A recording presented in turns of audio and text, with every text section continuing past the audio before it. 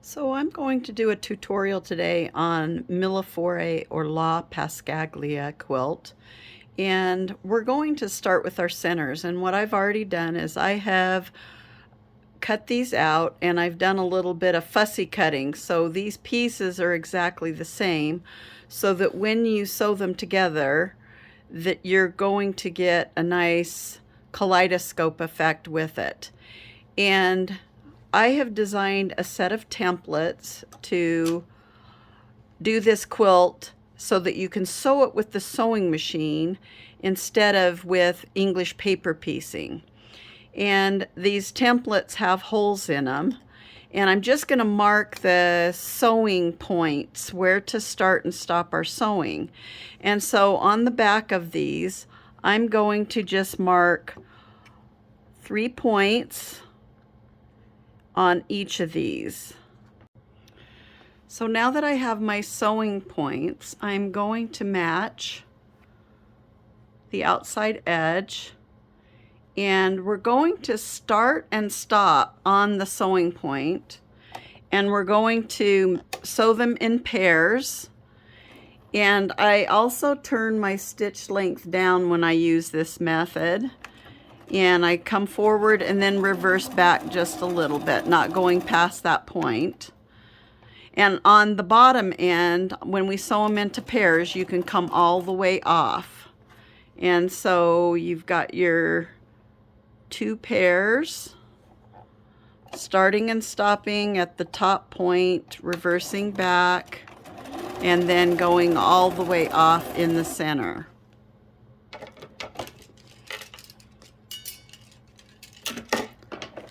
And then we're going to sew the third, because there's 5 of this in this La Pascaglia, and we're going to match this edge up. On this edge, we're going to start and stop again at the dot using a 1/4 inch seam allowance, and we're going to come to the seam, and that's one of the reasons this dot is here now. We're not going to go all the way off. And then we're going to reverse back.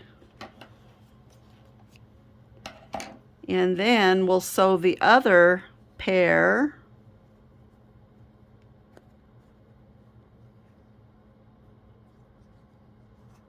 Set of pairs together. And when you're starting and stopping at your seams on the dot and not sewing off, you need to pull all the seams to the outside and match your seam points up and come to where the seams are, reverse back.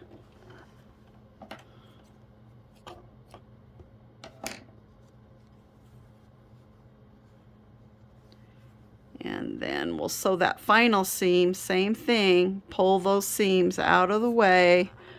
We're going to start at the center and work to the outside, reverse back, and go only to the dot, 1/4 inch seam, and reverse back.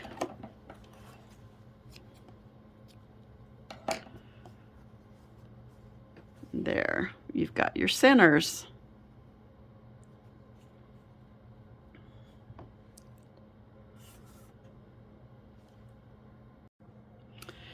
Okay, once your center block is all made, then you need to determine what color on the next layer out you're going to do. And on this, where I've got a light background, I want to put something with a little bit of color so there's some contrast. Whereas on this block, you can see I have used a lighter because the center was a darker color. And once your pieces are cut, then all you're going to do is, you don't have to mark every point, but you're going to mark the 3 points that you're going to be sewing to. And I just use a pencil. And you don't have to mark that top point. And then what we're going to do is then we will start sewing. And this, when you're sewing, you're going to use the 1/4 inch seam allowance. You're going to start from point that you've marked and sew to the point And that point should end where that seam is, and you want your seams tucked to the outside. So I'm going to just line up those points, and your edges are just lined up. And you start at the point, you're going to reverse back, you're going to sew to the next point. If it's a little off, the most important thing is to sew where the seams are and to not go past that seam, and the seams pulled out of the way. Reverse back and keep your 1/4 inch seam allowance accurate. And I like to just trim my threads after, and I'm going to go around and take the next one and line it up against the edge there. Start on the point with a 1/4 inch seam. Go to the next point, making sure my seams are tucked out of the way, so you're not sewing over the top of them. And with this, because of the way I have ironed it, all those seams are spinning out of the way.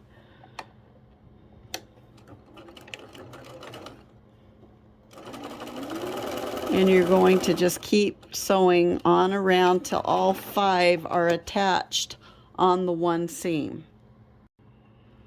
So you trim your threads, and then I use what I call a flip and sew method, where you're going to take and flip these 2 edges up now, pull those seams to the outside, and you're starting from the center mark and doing a 1/4 inch seam, and these seams back here on the top end you're sewing to are also pulled out of the way. And you can feel them, and you can see that that dot's sitting right at that seam, because you're going only to that dot, not crossing over on the top of that. And at this point, what I do is I have several blocks at this point, and I just start feeding them through instead of cutting threads and going to the next one. But I'm demonstrating this for you so you get a feel for how this is done. Again, just flip those seams to the outside, 1/4 inch seam, reverse back, follow that 1/4 inch, and only go to the next mark. And so that you understand why I do it this way, on the back you can see how these seams press out of the way and spin when you don't overshoot your seams, and then they lay flat because you have multiple points coming together, and you don't want 5 pieces of fabric all bunched up at one point. So now that I've got this done, then the next layer out is going to be a large pentagon, and I will need 10 of those to go around the outside, and I will take and start marking those. And how I'm going to mark those is, we don't need to mark this top point, just these 4 points here. And I'll do that with all 10 of those. So now that I have my large hexagons marked on the back where to start and stop the sewing, I'm going to start adding these to the outside. And again, this method, we're going to pull the seams out away, and this dot is going right at the corner of where that seam starts. And we will place our presser foot down, line up the edges, and we're going to start and stop, reverse back, and then go to the next point that's marked and reverse back. And then I'm just going to go all the way around doing this same thing and cut my threads after. So I've pulled those seams out of the way. I'm going to add my next piece, And you can feel where that's folded back, and that's where that dot that I've marked is going to start. And then you want to make sure that all of these seams on this end are also pulled out of the way. And you're going to start, you're going to do your 1/4 inch seam, you reverse back and go to the next point and reverse back. And then keep going on around, pulling those seams out of the way, adding your next piece until you've got all 10 of these sewn on. So once these are all on around the outside, you're going to start doing the stitch and flip, where you just flip the 2 seams out and line up the edges. Now, I keep a nice sharp pair of scissors. If you have a little one because you've reversed back and you maybe went too far, you just need to take out one little stitch and then it's ready to go, so it lines up. And reverse back, 1/4 inch seam to the next dot, reverse back. And if you have multiple blocks at this point, you can take and flip these and line them up one after the other. And do the same thing until you've sewn all 10 of those common seams together to each other. On this next section, we don't actually mark the pieces. We have some fat diamonds and some triangles. And I use my seam tape with a 1/4 inch mark to place my piece at that edge. And you can see where the intersection lines up. And that's where we're going to sew the 1/4 inch seam all the way down and off the piece. And if you've done it right, this piece should be even with the top. And then we're going to place the next piece on the same way, where we use that as a guide, and you get it so it intersects right there on that line on the 1/4 inch mark, and sew a 1/4 inch all the way down.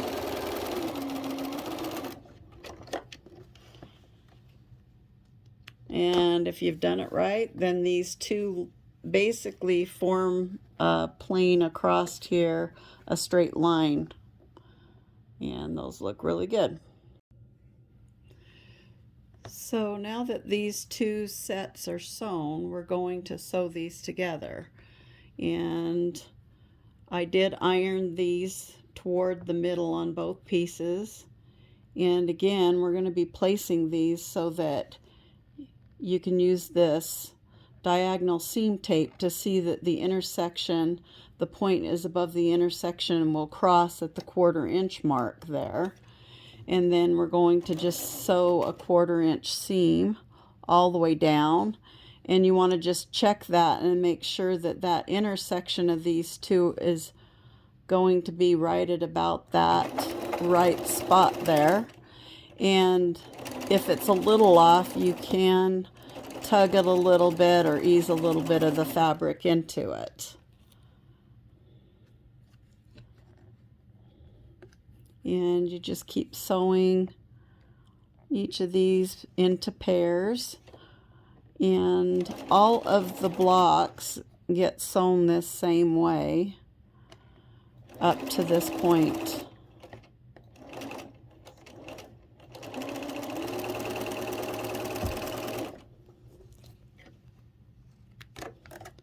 And when you pull that back, you can see that that's a nice sharp point, that intersection is right where it needs to be.